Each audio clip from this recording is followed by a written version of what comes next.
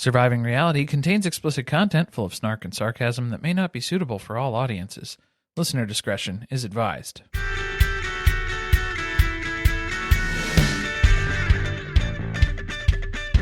Hello and welcome to Surviving Reality. I'm Corey. And I'm Carly, and we're back talking about secret lives of Mormon wives. This time we're going to be talking about all of Season 2. Our thoughts, our feelings, what upset us, what intrigued us, what we think is coming next. There has to be something coming next because, they left it on a cliffhanger. We've heard rumors of how they're going to navigate this. Number of episodes for this season, a continuation, a part A, part B. Some people think that part B, which is going to be another 10 episodes or so, is going to air a couple of months from now. I don't love having a cliffhanger at the end of the season with no promise of when I'm going to get to watch it next. Well, it's not even the end of the season if you're doing a part A, part B, because it was... But we don't even know that. Hulu has not officially announced anything. All we know is we were left with a cliffhanger of what's going to happen next. And they filmed this entire season in 3 months. At least the footage that we saw so far. Right? Yes, because it was from October to December. Yeah. A lot of drama jam-packed in that time frame. Also, that's the time of year when I'm busy. A lot's going on. I can't be doing all these MomTok parties. Well, they did. Yeah, they had Halloween stuff, Thanksgiving stuff, or Friendsgiving, and then Christmas stuff. So that was all right up in there. But then the next set of episodes, it's going to be New Year's. Valentine's Day. They had Valentine's Day last year. And then St. Patrick's Day? Or last season. Sure. Like, what are we? I can't wait to see Whitney come dressed to a party as a leprechaun. Which I know is not meant to be associated, but that is the point. Oh, she absolutely would. I think that's where she's taking the St. Patrick's Day theme to. She would show up like Lucky from Lucky Charms. Have a pot of gold party. No other context. Where do you want to start? Should we chat about the cast? Because there was a change this season. There was an addition. I think that this season was a little bit easier this go around. The first season, when you throw this many people at me and this many storylines, and they all look the same and talk the same, it was really hard to differentiate. So now it didn't feel as overwhelming going into season 2 because we knew most of these people. It was a lot more enjoyable because last time, like you said, I spent a lot of it with my brain trying to just descramble who was speaking, who was giving commentary in the confessional. Everyone's hair is the same. A lot of them just dress the same. They're all going to Jesse. That's They're all getting Jizz hair. They're all getting their Jay-Z Styles hair.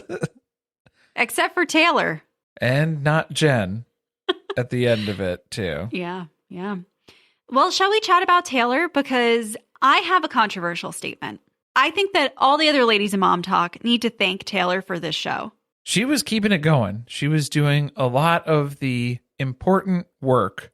Yeah, and well, not just the swinging scandal, but also I feel like Taylor is the only person in this cast who's willing to be honest and vulnerable, even when they do embarrassing shit. And we're getting in season 2 a much more curated image of everyone, and it's starting to irk me. Everybody's kind of realizing that, oh, this is going to go out. There's going to be a public perception about me now. I'm trying to get to airtime on the show. People are fighting for popularity contests and audience favorites. Taylor's messed up enough where she doesn't have to do much. Her life is just kind of a train wreck. It is entertaining to watch in that way. Yeah, but I believe a lot of these other women have train wreck things going on in their lives. They just don't want to talk about them. And part of it is being from Mormon culture, where you're very worried about what your image is. And then the other part of it is trying to preserve the fact that they want to make money off of MomTok and be on reality TV. I think that's mostly just Demi. Demi and Jesse kind of ended up being the villains this season in a lot of ways because they partnered up here. And I don't think a lot of people were ready to face off with them directly. Demi had the craziest turn from last season. Yeah, you were all about Demi last season. I kind of liked her. Yeah. Well, she tricked me. Honest and very straightforward in the first season. Second season, not so much. Her motives are very clear. that she wants to get rid of Taylor. She wants to make sure that she gets more airtime. A lot of the stuff that we're going to talk about, I felt was very contrived, that she and Jesse and whoever else were planning these things in advance to ensure that they were at the center of all of the drama. It felt very Heather Gay and Whitney Rose They from were Housewives. teamed up, to make sure that they had a place, had a story, had a voice in most of the narratives that were spun this season. Also, I'm kind of questioning, is this genuinely a turn in Demi's personality because of getting a taste of fame from being on the show? Or is this her plan to make sure she gets more airtime? Because we find things out about her, little things that were dropped throughout the season, that make it sound like she is willing to do whatever it takes, maybe even becoming the villain, to keep the show going. There's some people that want more out of the show. They want to be more involved or more directly associated with it. And then also we had a few people taking a step back this season too, because then Jen Affleck, she was kind of caught in the mix here between Demi and Jesse on their villain tirade, and they really focused on her for the first half of the season, or the episodes so far. I don't even blame her. I feel really bad that she ended up being bold, as Cody Brown would say, to the point that she just couldn't even engage in 3 months of filming. I think the hard part is they threw Jen Affleck in against, it was Demi and Jesse. So it was a 2-on-1. There was a ganging up that was happening there. And Jen Affleck really was, in fighting terms, she was outside of her weight class. Not to be sizist or anything. I'm just saying, like, she was not prepared to go toe-to-toe with Demi and Jesse, who were not pulling any punches on her. And she really wasn't able to withstand the onslaught that took place. That's the kind of stuff where I don't like, where it feels like every time they have an interaction with a certain person, that they have pre-planned how it's going to go. And that's how they approached Jen throughout the beginning of the season. Well, and I feel bad for Jen because then Jen didn't have anybody else. Because, like I said, if she was tagged up with another friend in the group and then it was 2-on-2, then you have a fair fight. Then it's fun to watch. I think she was trying to go that direction because we saw in I don't know if it was the first or the second episode, she was really trying to buddy up with Miranda and Whitney because they were kind of on the outskirts of MomTok. Yeah, and I think it was the impending potential divorcee lifestyle that Jen Affleck was interested in researching more. So she was checking in with Miranda on that. Also feeling excluded from the group, so she was connecting with Whitney. I don't think those were the people that you want to team up with necessarily, though, because Whitney wasn't even in MomTok for most of the 10 episodes that we saw. No, but I feel like she saw the writing on the wall that getting back together with Zach was going to mean that most of the group was going to turn on her. And so she was trying to find anybody who really wasn't going to be able to turn away a friend at this point in time. And that was who she was trying to chat up. You kind of just end up with Macy then, because I would say that Whitney and Miranda aren't really valuable assets to have as allies for you in the season because they're on the outskirts too.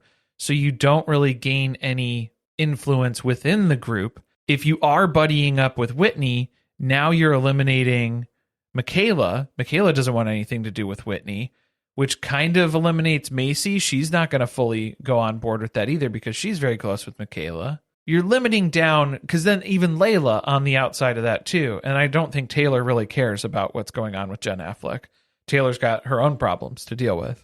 Yeah, I don't know if the approach was to find a group within a group or just to splinter off into their own group in which they could then film things together.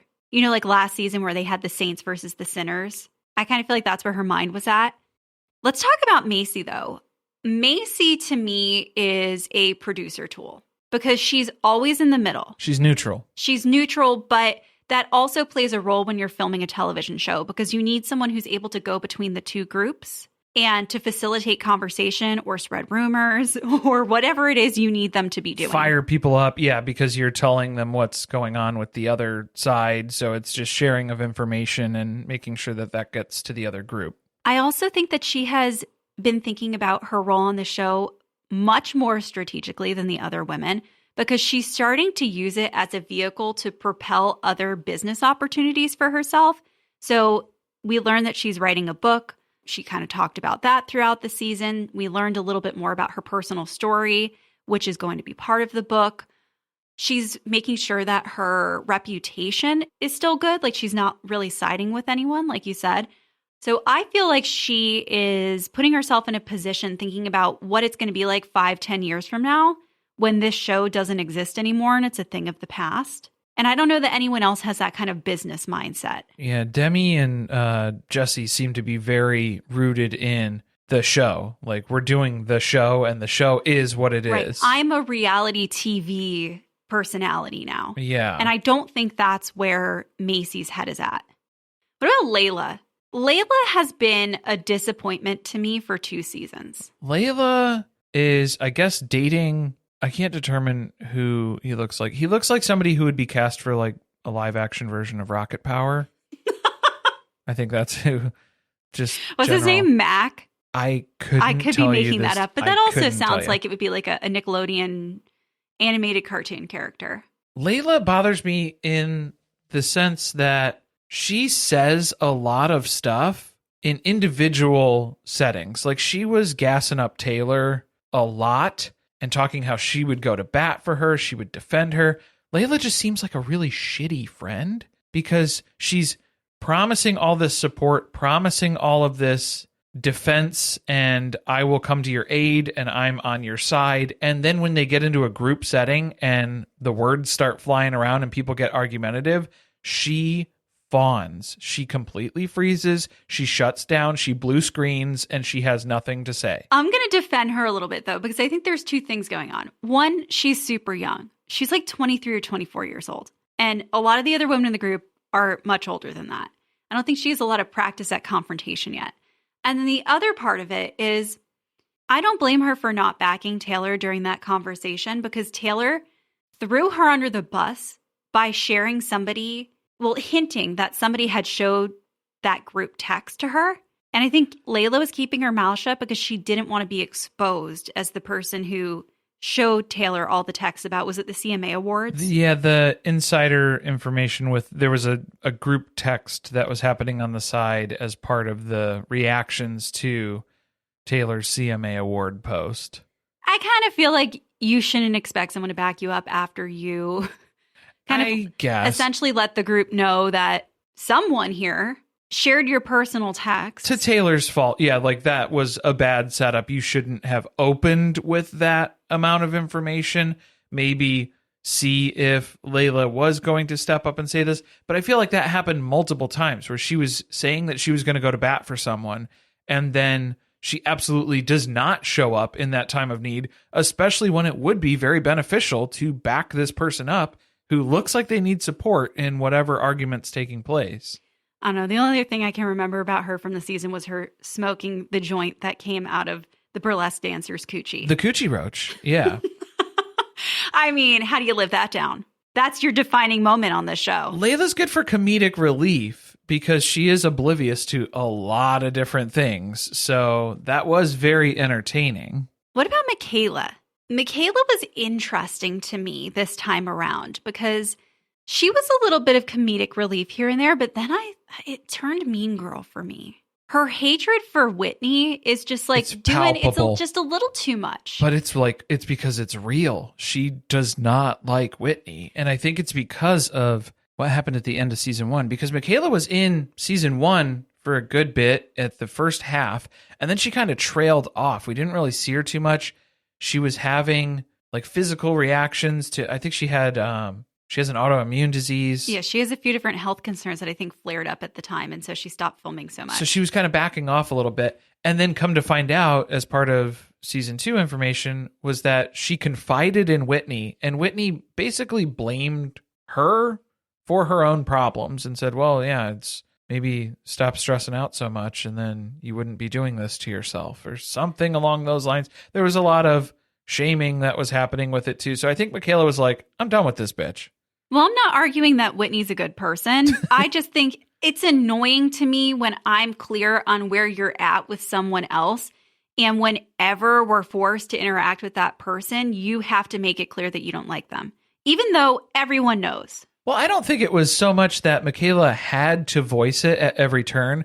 I think the issue was they kept coming up to circumstances where it was like, let's vote to get Whitney back into the group. And so then Michaela has to say, you guys know how I feel about this. The answer is no.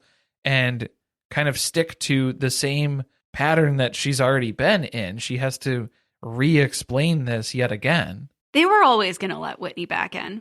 You think so? I mean, do. they held out as long as they could because they went the full 10 episodes before they let her back in. Yeah, they wanted her to sweat, but at the same time, she's on this show. They're promoting the show together. She's still posting MomTok shit. How are you not in MomTok if you're coming to all the MomTok stuff? So that's the weird part for me. But I did like Whitney in Purgatory, and they kept her there intentionally to really teach her a lesson this season. Even having that one failed vote, I think she got one vote, and it was Taylor, of all people, who allowed her back, because I think that was just another slap in the face where Taylor was like, well, I'll earn some points because nobody else is going to vote for you. You could say whatever you want about Whitney, but she's good TV. She's good TV, and she's been better. She named her child Billy, so we do have a baby Billy as part of the canon. She called him baby Billy with a straight face. Not Uncle Baby Billy. See, but she's we're getting close. unintentionally funny. She doesn't know, and we're laughing at, not with. There is a difference. That's why I don't have a problem with it. You can dislike her, but also we're laughing at her. Yeah, Let but then her she continue to dress like a pilgrim and do her crazy shit.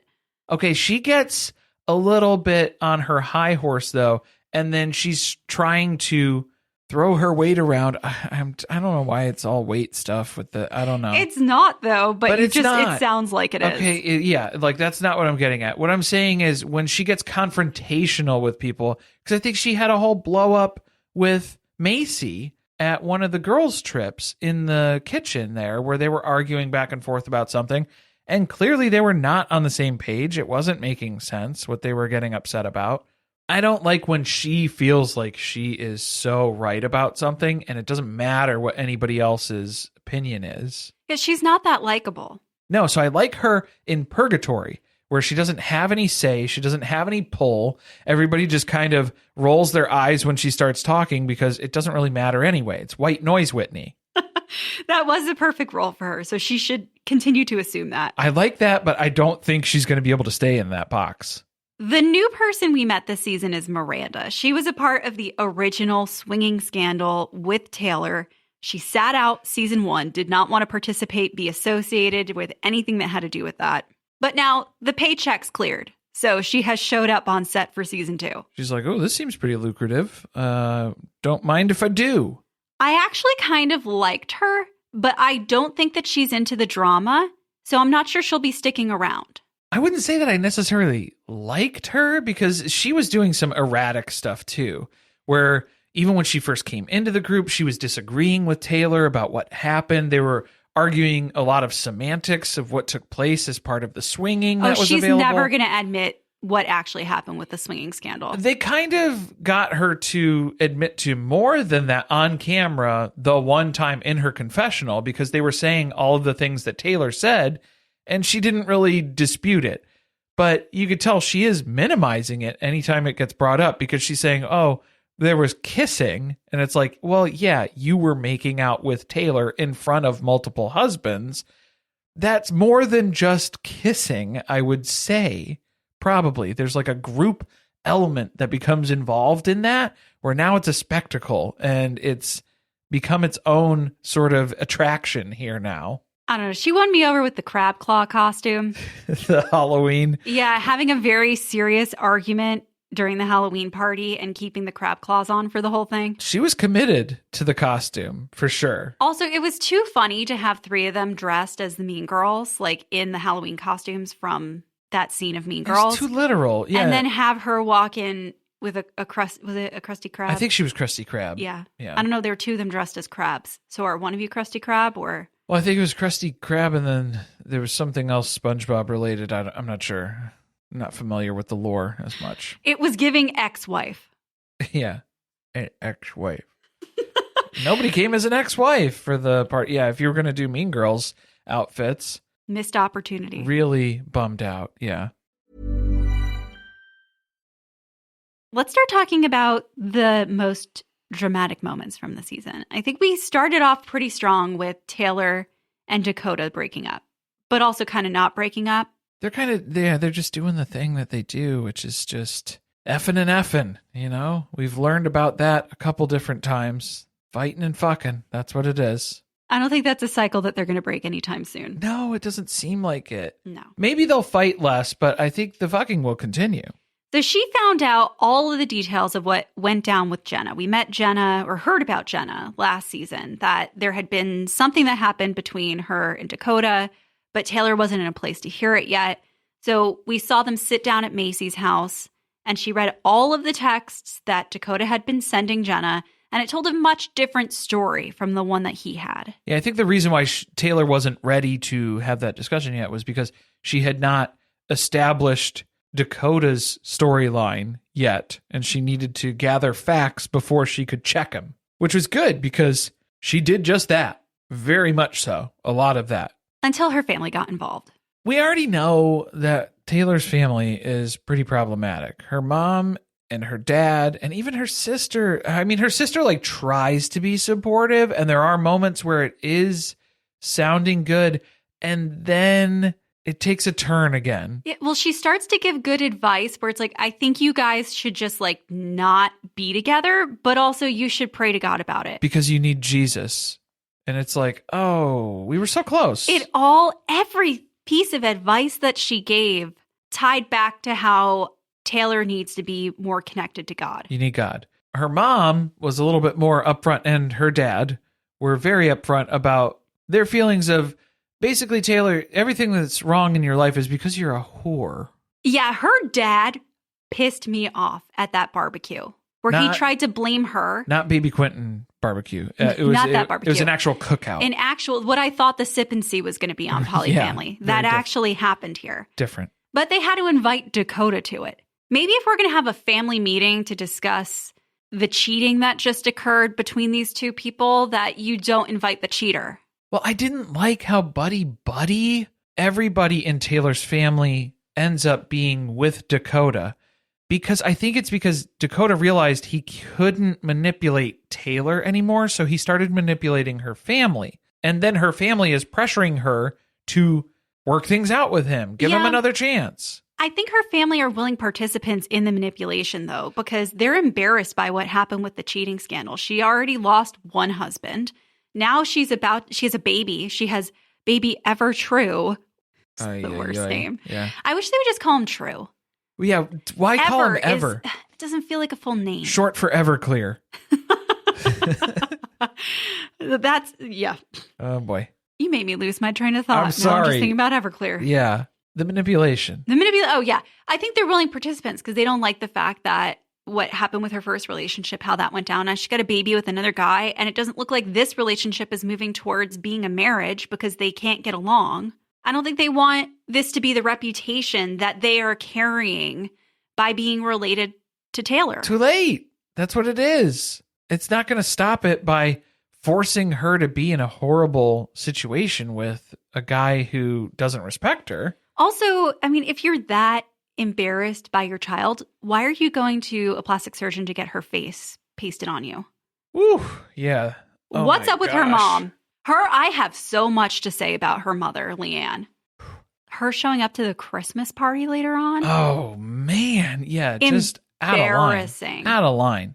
But not out of the ordinary for Leanne, because she went out of her way in season 1 to call Whitney when Whitney didn't show up to Taylor's baby shower. That is weird to me. Why does your mom fight your fights for you? When Taylor very clearly is able to fight her own battles. So I don't know if that was something that she encouraged her mom to do, or if Leanne just went on her own accord and decided to go and do this. It was very strange. Another person who wants airtime. That's how I feel about Leanne. She's inserting herself into Taylor's drama so that she could be on TV more. She needed more airtime because we have to get to know the new face. Yeah, she basically was recast this season, so we're trying to get to know her again. I think it's a really big waste of time for the rest of MomTok to be upset about the back and forth between Taylor and Dakota because it's just going to keep happening. Like, have you not learned anything from middle school and high school relationships with your friends that this is how it works? She's very immature. She's going to come back and talk shit about Dakota, tell you how horrible he is, get you on her side, and then she's going to go home and change her mind about the entire thing and get back together with him. Well, not even change her mind. She's going to go home for an hour at most. She's going to start to be alone with her thoughts, and that's going to be terrifying. So then she's going to call Dakota and be like, hey, you should come over and hang out, because that's how the cycle goes. I have empathy for her, though, because thinking about what this community of people is like, I don't know that she has a lot of prospects as far as dating. I'm imagining she has a lot of creeps who are DMing her, who are interested in the fact that she made out with Miranda in front of a group of guys and think that she'll do more stuff like that. And then there's people who aren't going to date her just because of that reputation that's attached to it and the fact that she's on TV.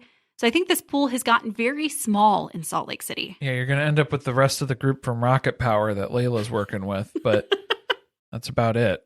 I mean, yeah, it's the problem that Taylor's facing. It doesn't seem like she has a lot of support either, but I feel like a lot of her problems are her own. And now the issue that she's facing is the support group that she does have within MomTok. You are burning through everyone's patience because you are bashing Dakota and then staying with him. So everyone's telling you, if he's as horrible as you're saying, then leave him. Cut him off. No longer stay in contact with him. Yes, you have to co-parent, but just keep it to the basics, essentials around raising baby Everclear. You don't need to add in all the other relationship dynamics. I will give them props that this is the first couple that we've seen actually sit down for couples therapy outside of the show Couples Therapy on reality TV. Which is back and looks good. It looks good. Yeah. Another season. We're going to have to fire up the Showtime again. So I will give them props for that. I think Taylor has a lot of problems that she's working through. I think Dakota has a lot of problems that he needs to work through individually, that he needs to address as well. They are toxic for each other, and they set each other off all the time. So I don't see how that's a basis for a good functional relationship moving forward. And they might have been together while they were messed up enough here, you know, like not having their shit sorted out, where now you've built a foundation on kind of the mess. And can you look past it? Can you move past all of that and work around that with building an actual solid foundation for a relationship? Or was the basis of the relationship just rooted in that dependency? It's going to take both of them meeting somebody new. It's going to have to happen at like the same time. That was the other thing I was going to say too, is it can't be one person moving on, because then that's going to be the end of the world for the other one. Yep. So they have to mutually agree to move on and then also simultaneously find new partners that are not involved in this mess. So that's what we need Taylor's sister to be working on. You need to work on matchmaking both of them with other people. Different people, please. The Halloween party. We got to get into more of what happened here because we had the crab claws flying around, but it was because Jesse and Demi conspired to come up with an event that invited people who would upset members of MomTok, and they coordinated a Chippendales dance to reenact the fun they had in Vegas. Okay, I think the entire basis, like there's a Halloween party that took place here. I think the theme was upsetting everyone. So It was just every single element that was involved. So whether it's the people who were invited to the party, the activities that were set to take place, the costumes that were being worn, everything was set to piss someone off in the group. It was funny that they invited Miranda's ex-husband, Chase, and then we found out Miranda has no issue with him or his current girlfriend. So that was a little bit of a bummer. They thought it was going to do more damage than it was, because that's Miranda's ex who Taylor was really caught up with, because Chase was professing his love to Taylor. Feelings. Yeah. As part of the swinging. So they thought it was going to be more of a double whammy there for Miranda and Taylor, but that didn't really hit for Miranda. It definitely hit for Taylor, though. She was upset to see Chase there. We got that big fight between Taylor, Dakota, and Chase, which just started with Chase and Dakota talking to each other. But then Chase kept pointing over at Taylor across the room while he's talking to Dakota. So then Taylor is able to put two and two together to realize they're clearly talking about me. So she went over and is a little bit more confrontational about it, asking what they're talking about. Clearly, they're talking about you. They're getting into the details now. And then she's kind of getting more upset with Dakota's reaction to a lot of the conversation, not so much what's being discussed between Chase and Dakota. They just had a pretty bad breakup, but she wanted him to defend her against things that Chase was saying. So that didn't really make sense. That's the confusing part with Taylor and Dakota, is that they are simultaneously, it's Schrodinger's relationship. They are simultaneously together, but not, because we're not in a relationship. We're not being intimate in this way. But I think they were still fucking. I think they were still fucking, but they're not being intimate. So it's different.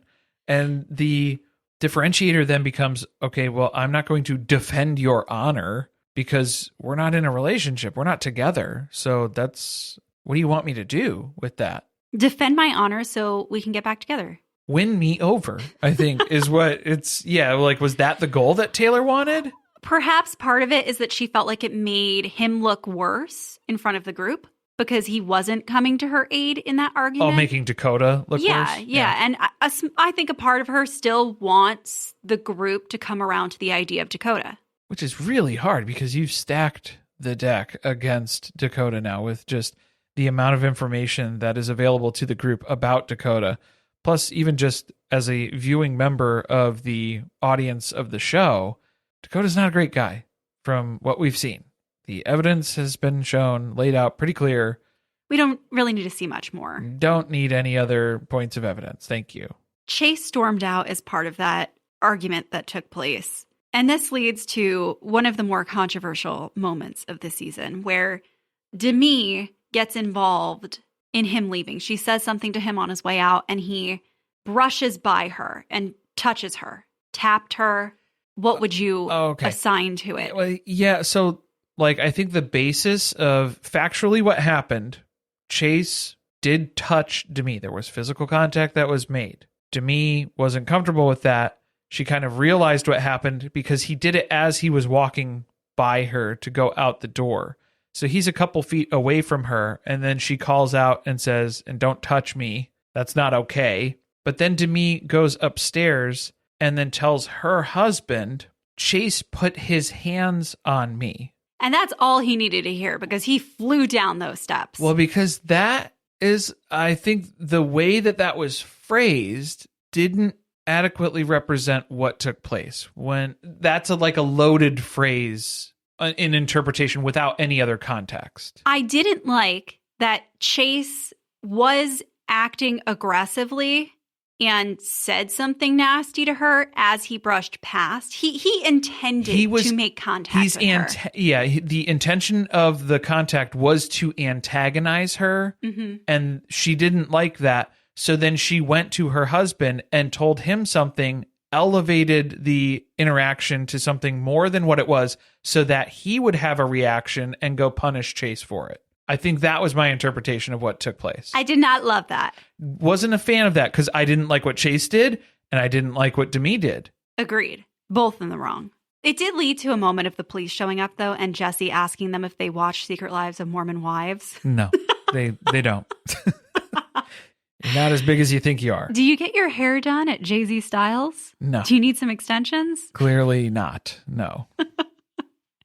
Everyone's extensions look so bad, by the way. Okay. Well, hopefully she's not doing them. Yeah. No, they are from her. That's Clearly been part of what people have been discussing. Yeah, and that's not great. There's a big debate about, is it that the extensions aren't good because Jesse's look okay? Or is it just nobody knows how to take care of them, and so they all look like dog shit? Well, they just keep getting them for free. So then, yeah, they don't take care of them. Probably that's more likely what the answer is there. They've had no reason to know how to properly maintain this. Man, if I get something expensive for free, I'm taking care of that like it's... Remember when I got a Mac? Oh, I didn't meet you at that point. Yeah, my first MacBook, I kept it on top of a towel for a long period of time. Well, that might cause it to overheat, so... Hey, I'm not saying it was smart. I just didn't want it to make contact with anything that would scratch it. Okay. Maybe get a case. If you want to give me some free extensions, Jesse, I'll take care of them. I've got some suggestions for you. Other ways that we can take care of this. That wasn't all the drama that happened at this freaking party, because then we had the Chippendales come in. After we had everything else, we already had the cops called. They go through with the Chippendales dance. The Chippendales dance was spoiled, too, because Demi's husband had to come barging down, which added some comedic relief to that confrontation when he's screaming at Chase in the front yard. In full costume. He was not oiled up yet, though. I think that was the only thing that was missing from the costume at that point. Whose husband screamed in Chase's face at the end there when it was like taking responsibility? Oh, I don't know. I know that Demi's husband and Jesse's husband were down there. I think it was Jesse's husband. He was like screaming in Chase's face, and Chase was like, "Okay, yeah, I assume full responsibility. Sorry, like I'm leaving. Go do whatever it is you guys are. What are you doing? Stick with whatever you got planned. It looks like you have something going on that we interrupted." I will go ahead and clarify, because I know in our episode 1 recap, we weren't sure about Chippendales possessive or plural. It is just plural. There is no apostrophe, so it's Chippendales. So there is only one official Chippendale, singular, here, and then it's Demi's husband and Jesse's husband, who are the other two participating here. Forming a group of Chippendales. Yes. A gaggle of Chippendales, I think is the plural. This is shitty. I hated it. I think it was really mean-spirited to try to upset Zach. And I don't like Zach, but No. I don't like Zach, and I thought that what he did in the first season with the blow-up about Jen just being present at the Chippendales, the location where it was going to take place, not even actually attending the show, was ridiculous, the way that he reacted. But you guys know how upset he got and what type of issue it caused within Jen's marriage. And then you're going to try to reenact this as if you think it's comedic now. Okay, so that was my initial take of it when it was happening, because then you see Zach in the living room dissociating, just completely shutting down and not reacting to anything that's taking place here, while there are 3 Chippendales dancers that are getting all up on Jennifer. J-Lo? On Jen Affleck. On Jaffleck. Come to find out, there was a whole bunch of other stuff. So the weird part about this season was with Jen Affleck and Zach's whole marital woes that they were going through, and they were trying to work on communication. And then Jen was trying to get Zach in contact with Jesse and Demi so that they could work things out too. But then they start comparing notes, and it seems like Jen is the one who's sending mixed messages all over to all these different groups. So Zach is hearing things directly from Jen that doesn't line up with what Demi and Jesse are hearing, because they literally have cell phone footage of Jen Affleck getting her hair done, being told about the Chippendales dance at the Halloween party, and she's all on board for it. She gave her permission to be involved in this, is what they're saying. She did just say, "I love that." So does that mean, yeah, that's great, get me involved? Maybe not. It was just she was trying to go along with what you guys were suggesting. Well, that's probably the point in time where you should say, I don't think Zach will find that funny. Right. I love that, but maybe it's not great. I don't know if Jen felt comfortable saying, I don't think Zach is ready for that, because she was already telling her friends about how great Zach has been doing and how wonderful things are getting in their relationship again. So now she has kind of an image to maintain as part of their recovery here from the Chippendales incident last season. Fine. So even if she doesn't say, I don't think you should do that because Zach's not going to like it, she could have gone home and told Zach, I think you should be prepared before we go to this party that this is something that may happen. So she didn't do that because then she didn't want to have that be a confrontation. But I think it's just Jen isn't able to be honest with people. She is a people pleaser. And so she was going around to these different groups in these different settings, in these different conversations, and telling everyone individually what they want to hear. But that's not necessarily the case. And she's getting branded as a liar. That's where this has brought us to. And that's really what leads to her emotional breakdown. Yeah, she has a mentee be light this season, and she stops filming about halfway through the season, pretty much. Well, she finds out that she's pregnant. So she just got back together with Zach. And it's kind of on a trial basis. They're seeing if this is something that's going to work.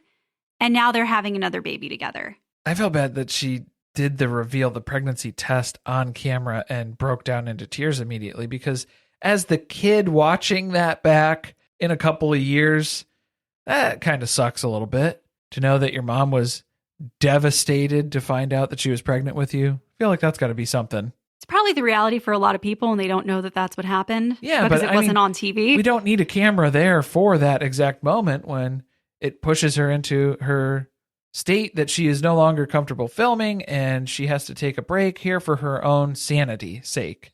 Jen and her relationship were a big focus of the first few episodes. So once she decides she's sitting the rest of it out, that's where Demi started to get more screen time. Yeah, because then Demi set her sights on Taylor after that, because she had essentially bullied Jen Affleck out of the picture. So she's going to try and do that with Taylor, I guess, is the next plan. We had another cast member return this season too. It was the Truth Box, or the Box of Truth? What do we call it? I think it's a Truth Box. The Truth Box. Not to be confused with Macy's hashtag MomTok Sinner Sunday Confessions. That's a different box altogether. But they both stirred up a couple of different fights this season. The Truth Box was another one about Jen, right? Where it was just hitting her when she was down. She's a liar. Yeah. She's not. What was it exactly? Do you recall? Fake. I think it was fake. Jen is fake, and then it had a smiley face after it too. But that didn't soften the blow. That really takes the sting out. That did not soften the blow for Jen. She broke down into tears and was pretty much a wreck after that. Was very sensitive. Somebody else had put something in the Truth Box that they were pregnant. I don't think that was Jen, because there are a couple people who end up being pregnant here this season, as we find out as well. The Sinner Sunday Confession was a lot more interesting, and they didn't spend enough time on it.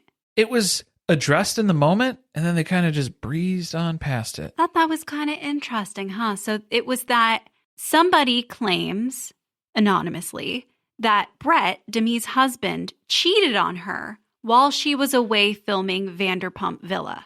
Do you think it came from Jen? Even though she had stopped filming at this point, do you think that was something that she threw out there? Wouldn't that be some shit? If we had a Real Housewives of Salt Lake City thing going on where there's somebody on the cast who is sending rumors to other people anonymously. I mean, that seems to be the basis of a lot of what's happening here. I thought there were a few times where Jen seemed like she had something that she wanted to say about Demi. She was trying to, and she ended up having more of a blow up with Jesse at the end of that too, before she stopped filming altogether. But their argument, she was kind of dredging some older stuff where it was, I guess, Jessie and her husband had offered to swing with Jen and Ben at one point. Jen and Ben? Jen and Ben. I don't think Zach would be too into that, huh? Oh, sorry, Zach. I knew what you meant. Yeah, they have to be Jen and Ben if you're going to insist on being called Affleck. That's what's going on. They still have her lower third still says Jen Affleck. And that just ties in with the liar narrative that was built out this entire season around Jen. Do you think Jen is a liar? She lies about being related to Ben Affleck now through marriage with Zach because that's what she's been told for the last 6 years by his family, but they were obviously just joking with her and messing with her. So is she just dumb, or is she a liar? Or is it both? I think it's maybe a little bit of both. I also think she lies because she feels sometimes like she needs to, because you said she's a people pleaser and she doesn't want to upset anybody.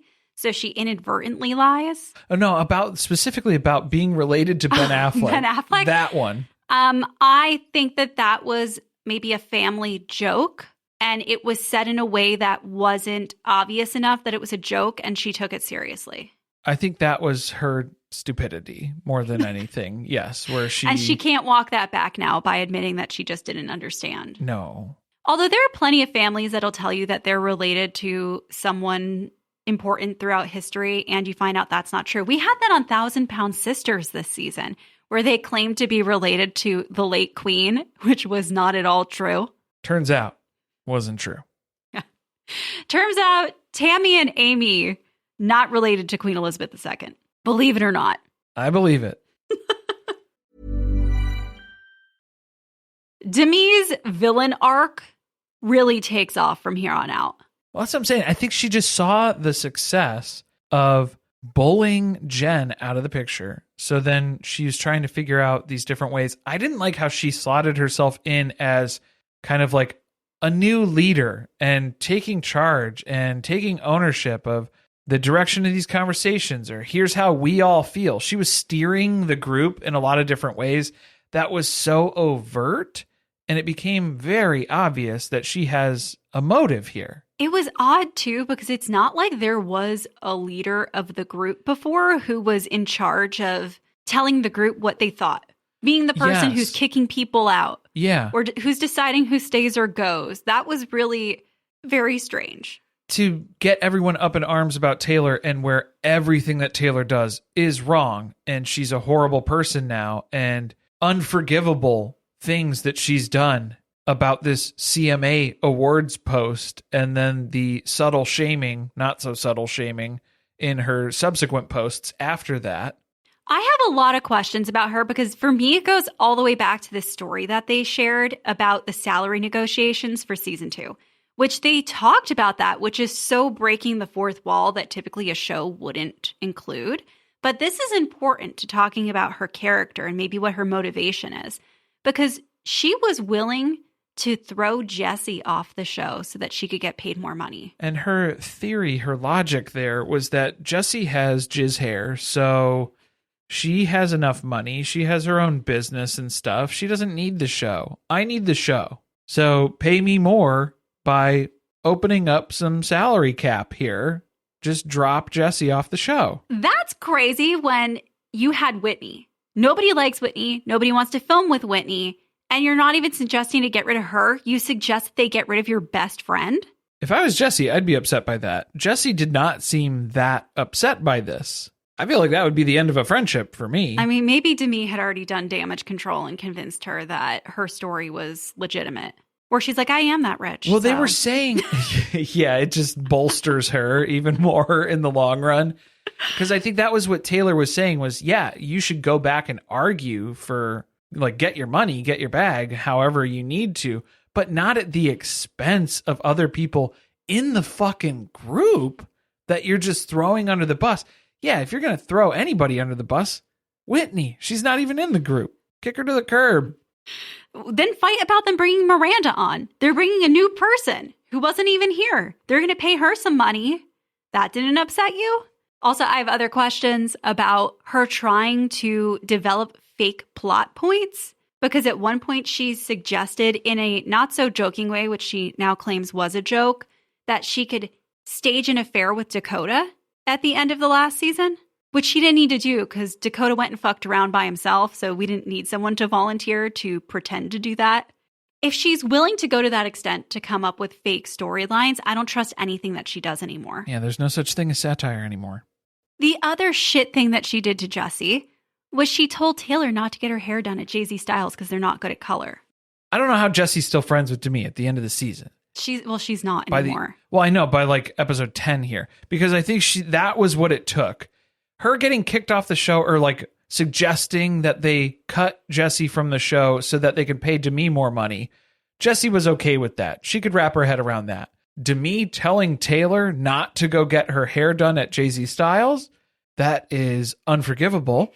That is going to take some time to recover, and I do not trust you as a friend anymore. You know what's funny? Jessie said the thing that upset her with that was, you are taking money out of my pocket by turning away prospective clients, but also she was trying to pick your pocket earlier when she tried to get you thrown off the show. Yeah, so that's the second time that she's trying to damage you financially. So yeah, that's not great. I would still take a little bit more offense with the show one, because she was legitimately putting your name out there as the person to cut so that she could increase her pay. I don't know. The hair thing would upset me. This is her job. This is what she did before she was ever on TV. Well, that's and you more have a salon that has a reputation.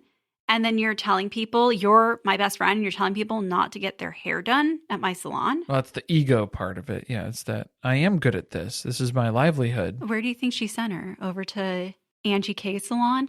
They've got to be competitors. They have to be. Hulu knows a format, and they said they've got Angie over there. We've got Jesse over here. Go get your high body count hair over there. Yeah, go take care of that. I did feel bad for Demi at one point in the season when they did pregnancy roulette while they were away on that girls' trip. This was a stupid idea. Yeah, well, it was a Layla idea, or Layla original thought. I think it was a production idea. Probably more so than that, because they knew a couple of people were pregnant here, so go ahead and start pissing on sticks, ladies. Don't bake them into a cake this time, Whitney. It's where we're drawing the line. No crimes against cakes today. But there were crimes against the counter because there was piss all over that counter. I couldn't stop looking at it. Also, Layla wanted to go wash her hands because I'm pretty sure she got a little of it. Oh, it's on there. Her paws. She was like, ugh. Yeah, that's not good. She was trying to shake it off. It's everywhere. The pregnancy roulette, the thing that's upsetting about it is Demi shares her struggle with infertility. And she has wanted to be pregnant for, I think that said it was like 2 years, something like that, maybe more than that. And now, of course, playing pregnancy roulette, she's handed a random pregnancy test, and this one does say pregnant. So then she thinks for a moment, maybe it could be mine. And then nobody is fessing up to who has the pregnancy results available to them or already knows.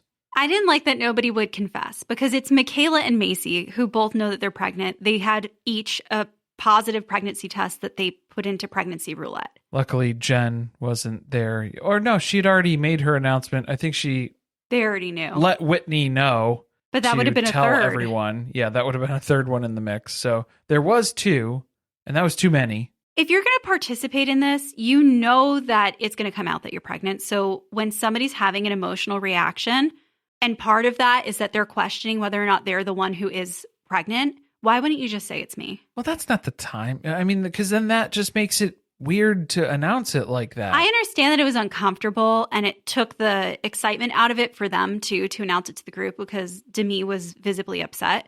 But what it resulted in was she had to go in the bathroom and take another test. Which maybe you should have taken a peek at yours before you threw it in the basket. Yeah, I don't know if I would have participated in this. If this is a very triggering thing for you and you're not sure what the results are going to be, maybe just say, hey, for me, if I'm going to do this, this is how I need to do this. I need to make sure that mine is not pregnant before I put it in there. And then that's how you can participate. But it didn't seem like she was in the right mindset for this. Well, they sprung it on them. Seemed like it was karma for the Halloween. People are not going to like that. No, I'm just saying, like, you were intentionally nice person. You were intentionally setting up all these different scenarios. You and Jesse to went upset out of your other way people, to intentionally upset other people. This was a game intended to upset people. And now this upset you. So there you go. That's part of the show. That's part of being on the show. You're earning your salary that you fought so hard for. Clearly, we are done with Demi. We're not fans of her. I did feel bad for her, though. Well, no, I think this was just a mean-spirited thing to do. Oh, I forgot. Yeah, at the Halloween party, they dressed up like J-Lo and Ben Affleck, Oh, too. yeah, that was another mean thing that was done. It was another thing to try and set people off or upset them. Which was so funny because Jen and Zach showed up dressed as J-Lo and Ben Affleck anyway. But not as good. So, well, okay, but it took the funniness, the snarkiness out of your costume for the people you're making fun of to show up dressed the same way. They got ahead of your joke. They called your bluff. I think they did. I don't know if they did. I think that was just something that it was a happy accident that sort of happened, unfolded that way. But do you agree that it took the sting out of, was it Jessie and her husband trying to dress up like Jen and Ben? Yeah, I think that was. Yeah. Didn't hit the same way they thought it would. Right. The CMA Awards post. This was another moment of Taylor being messy, and it didn't really make a lot of sense to me. Well, I don't understand having this sort of response where, yeah, she made the post. She wasn't hosting the CMA.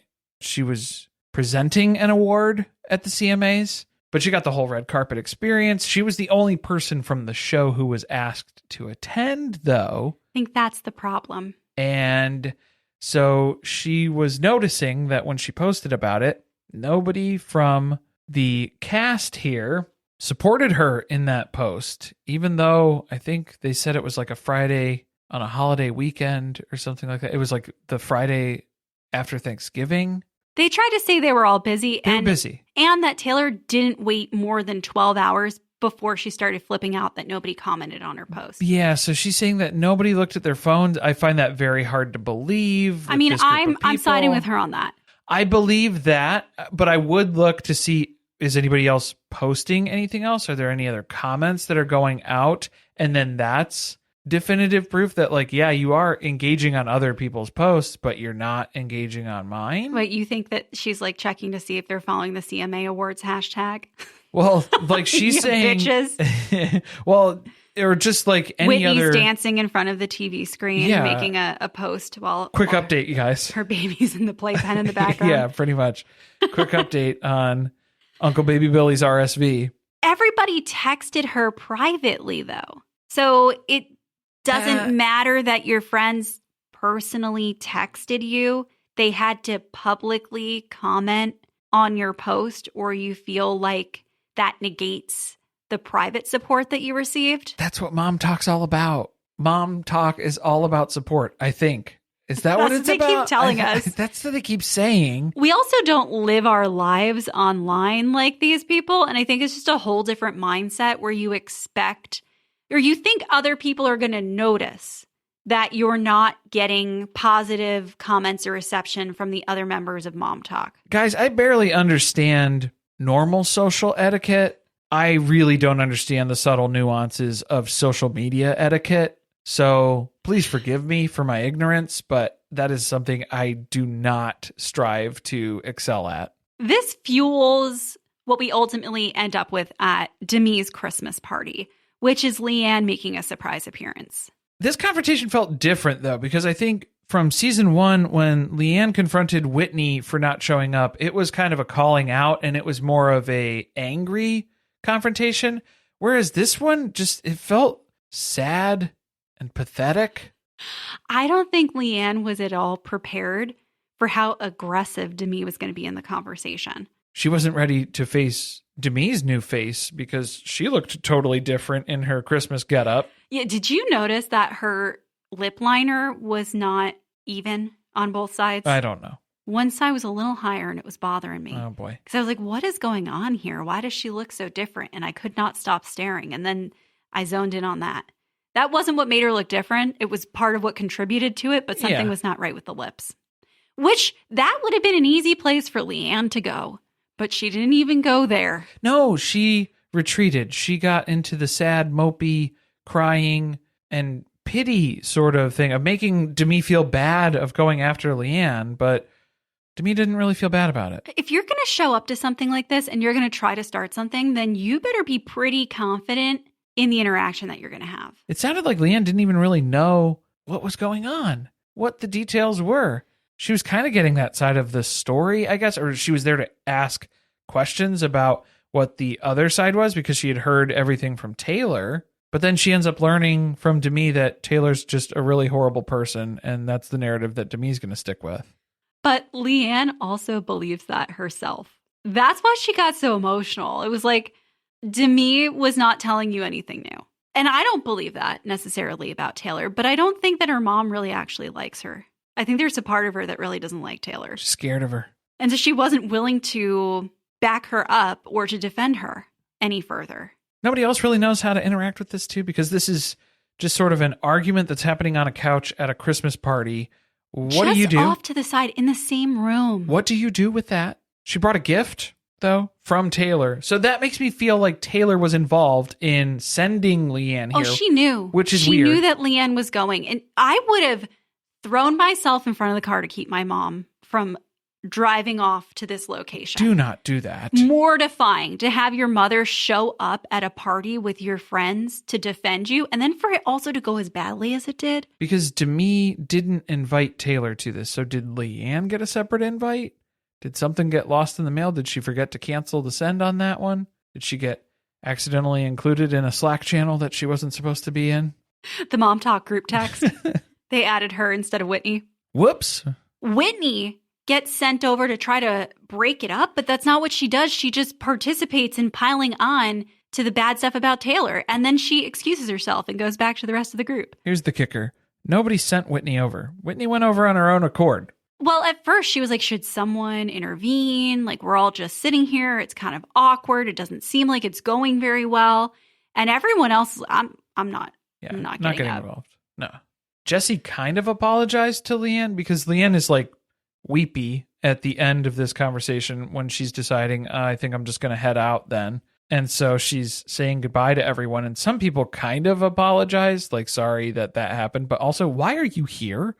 Why did you do this? This was another point where people looked at Demi and thought there's something wrong with her. Maybe she was just so rude to Taylor's mom. And this is someone's mom. Well, maybe that's the 4D chess move from Taylor. She said, I'm not going to go crash the party. I'm going to send my mom to go crash the party. And then Demi's going to be a monster to her. And then people are going to see Demi's true colors. Checkmate. That's all I got to say to that, because that's how this worked out. Well, and then Taylor was still able to get a jab in, though, because Leanne left the present from Taylor, which was the jizz hair stuff. That was for Demi. Just out here supporting local businesses of my friends. Is she? Yeah, that was Taylor's purchase. And I don't think Demi's going to be using that.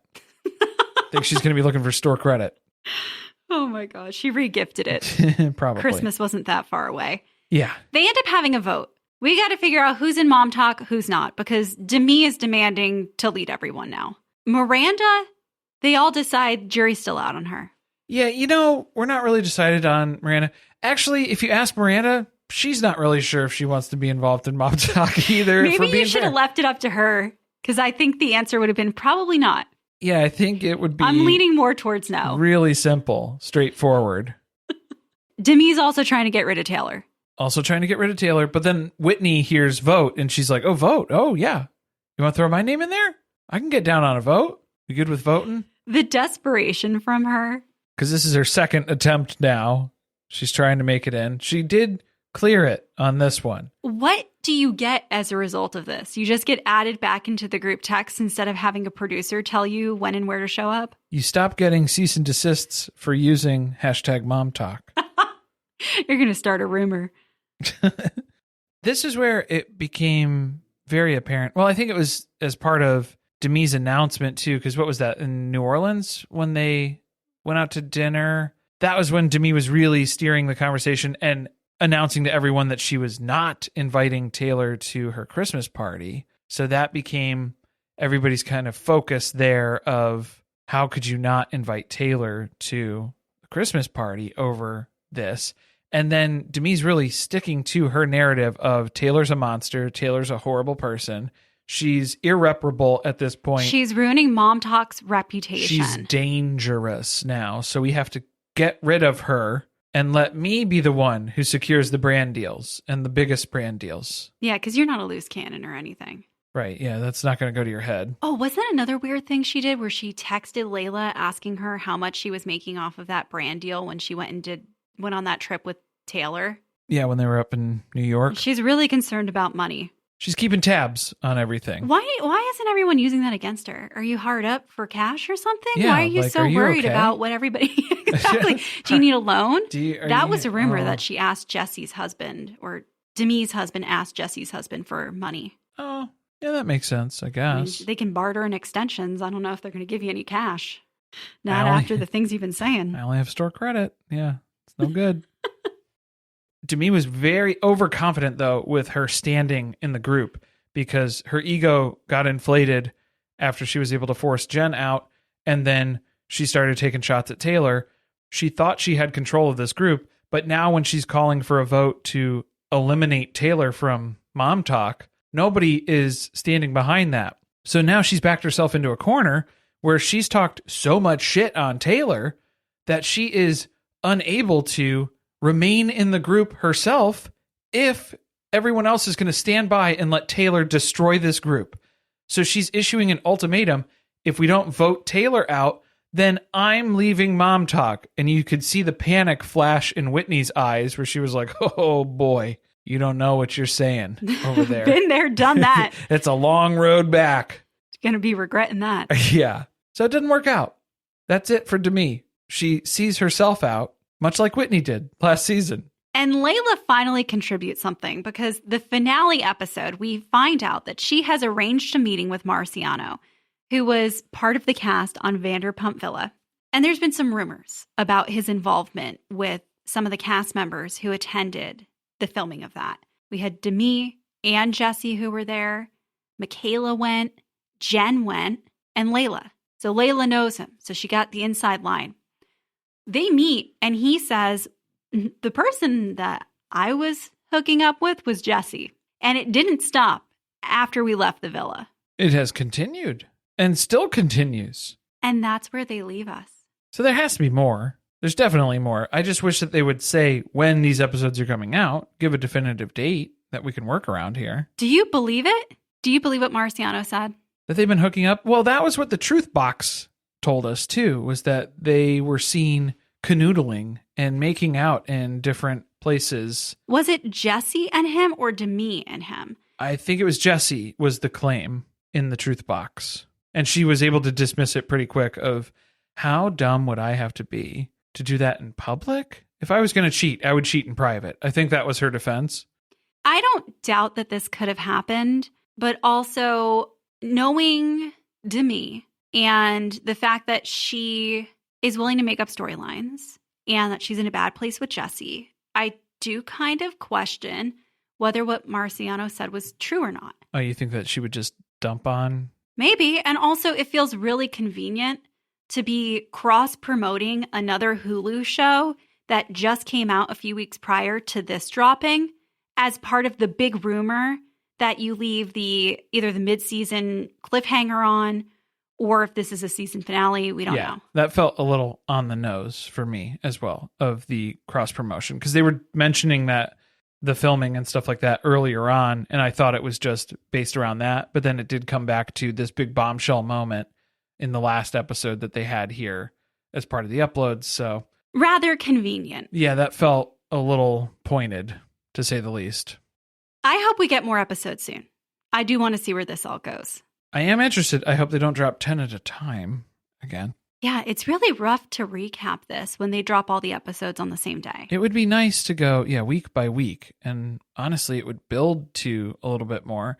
It wasn't too crazy to break it up that way, because I think we did span it out a little bit better this time, though. It was more enjoyable going at our own pace, that's for sure. We didn't have to watch every single episode in one day this time.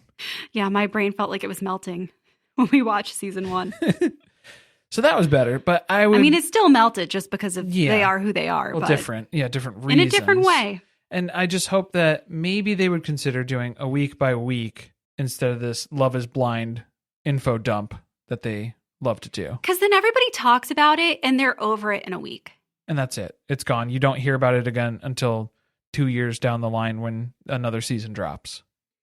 Let us know what you guys thought. Are you going to be watching if there's a part B to season 2? Have you heard anything else about when that may be dropping? What do you think about the rumors with Jesse and Marciano? What do you think about Demi? Taylor and Dakota, blue for yes, red for no. Red for yes, blue for no. One of those. Maybe just make note of what your yes or no is as part of that too. A few announcements before we go. We are done recapping Polyfamily. We are done recapping Gypsy Rose, Life After Lockup. We're in a little interim right now until we decide what we're going to be following in its entirety next. So I think we're going to drop some docs. There's an Ocean Kate documentary that's coming up on Netflix. There's a bunch of true crime stuff that just came out. We're going to be dabbling a bit. We are holding out for some Plathville. That's got to be coming up soon too. So we'll keep an eye out for that. And in the meantime, if you want more content, we have a Patreon, patreon.com/survivingpod, where we have a ton of content about Sister Wives. We also have bonus episodes recapping different shows from all over the TV universe. Thanks for listening. See you next time.